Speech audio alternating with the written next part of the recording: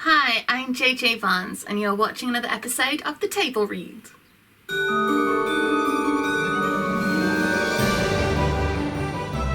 So, welcome back to another episode of The Table Read. I am giving creative writing advice and breaking down story structure ideas, characterization ideas, or just trying to talk about writing and the process that you go through as a writer.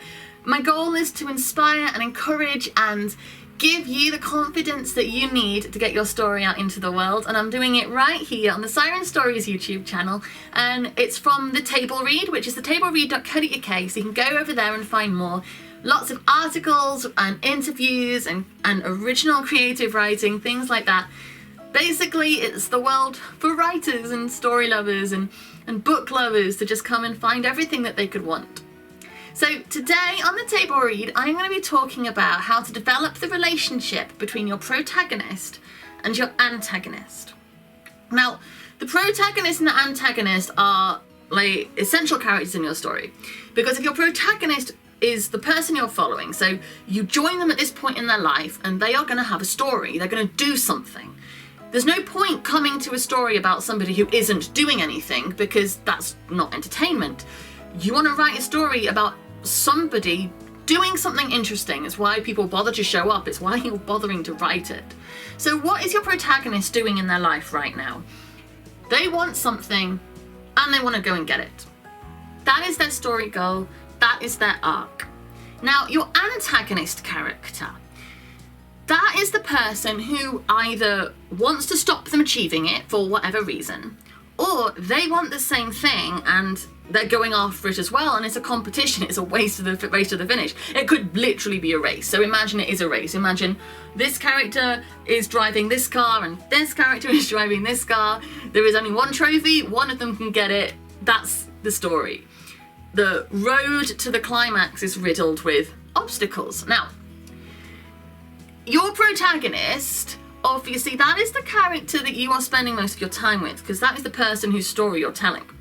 But it's really important when you're developing this relationship that you consider the antagonist as the protagonist of their story. And you could just as easily have the same story told from their perspective. Because if you wanted to, and you did decide to tell the story from that perspective, it would need to be as developed. You couldn't just have a bland character in the antagonist role, because that would make a bland story. So it's really important that your protagonist and antagonist characters are equally developed, equally motivated. And that means that when your protagonist is going for that trophy, your antagonist can't just be popping out from behind rocks and like throwing like pins in the road for no reason. That's flat, that's not interesting. They need to be as committed, as driven as your protagonist. So it has to matter to them just as much. If it doesn't matter very much, why are they bothering to challenge the protagonist? They'd just be like, nah, you have it, doesn't matter. They have to be as equally driven. Now, it's really important when you balance this structure. If one of them is driving a much faster car, or has a lot more experience, I mean, it's not a literal car, just, I mean, in your story, then they could win too easily.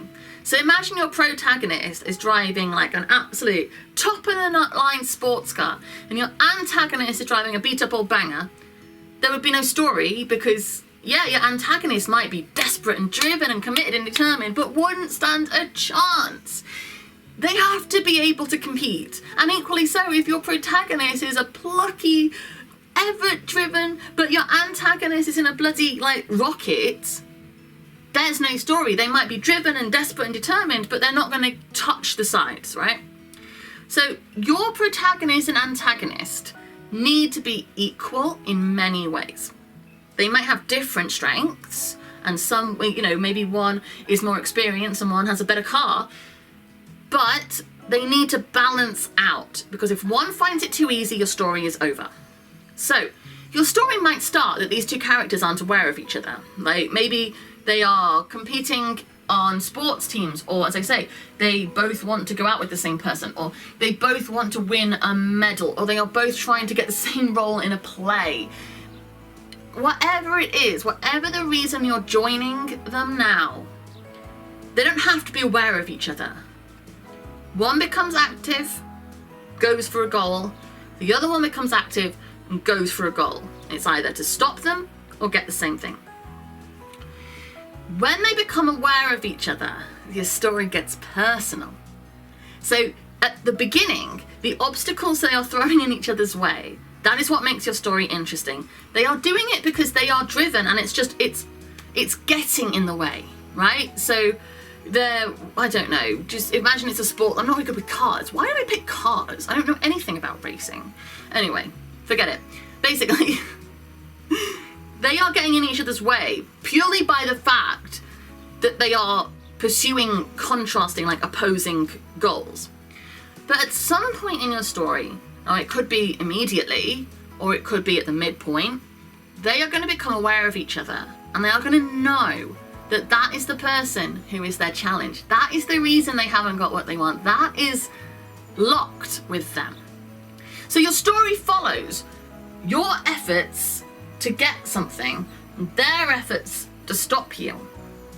The obstacles, the challenges, they make your character grow as a person. They make them learn and get stronger and get faster and get better, and push them and make sure that they are driven, because if they are that pushing for it, that means your story matters. The moment someone gives up, that story stops mattering, so they need to be really persevering. They need to push through every obstacle and challenge that both characters are putting in the way. And when they become aware of each other, when it gets personal, that's when you can really ham up the pressure, the emotion, the personal stakes, pit them face to face against each other, and that relationship is the core of your story. As I say, you might pit them face to face against each other, Act 1, Scene 1. You know what I mean? Easily, because if their goals are conflicting, because one of them wants this and the other one wants it, and they're going for it. But say you've got, a murderer and a detective. The murderer wants to murder someone, and the detective wants to stop them murdering someone, but they might not be aware of each other. The murderer doesn't know who's trying to stop them. The detective doesn't know the identity of the murderer, or they go arrest them. They aren't aware of each other, they just know that they are competing. But at some point, murderer and detective, they're going to become aware of each other. And they're going to be able to face each other and use everything that they have learned through the story in direct opposition. And that then builds to your climax. And your climax is when whichever one of them has developed and learned and got the strongest is victorious. And either your murderer kills someone and gets away, or your detective saves someone and arrests the murderer. That makes sense, right? That's pretty clear little sort of stakes there. But yeah, having them grow and learn, overcome challenges posed by the other one until they face, and they have got stronger and smarter. They've learned each other's tricks. They've learned what each other is driven by, each other's goals, each other's skills. And then they face off at the end. And that's the story. As I say, you don't join people when nothing's going on. Because why? Why join them? Why just stick around to watch someone just going about their day-to-day life and nothing's going on, but blah, blah, blah. We have conversations, we go shopping, we go to school or work, and we come home and life trundles. You're entertaining people. So entertain them by giving your character a story goal, your other character a story goal, locking them in conflict with each other, challenging each other, pushing, learning, growing, changing, making each other stronger by virtue of the fact that you're challenging them and they're overcoming it. Banging together at the climax. Now, all your other characters are circling that, and they'll probably both have people in their lives and other things going on, but your central core conflict is these characters chasing each other's tail, essentially. Impacting each other's lives, developing each other, bumping heads along the way. And that's your main characters. That's your protagonist and your antagonist, and their relationship, how they impact one another, how that relationship impacts your story, and how to use it to keep your story entertaining, moving, growing, and worth reading. So thank you very much for watching another one of my videos. I hope this has been helpful. Don't forget, you can go to thetableread.co.uk and find everything that's going on over there. You can also comment on this video if you have any ideas, thoughts, questions, anything you want me to cover. I love talking about stories, so I'm always willing, and I'll try not to use race cars again. I don't know why I'm doing that. That's just my brain.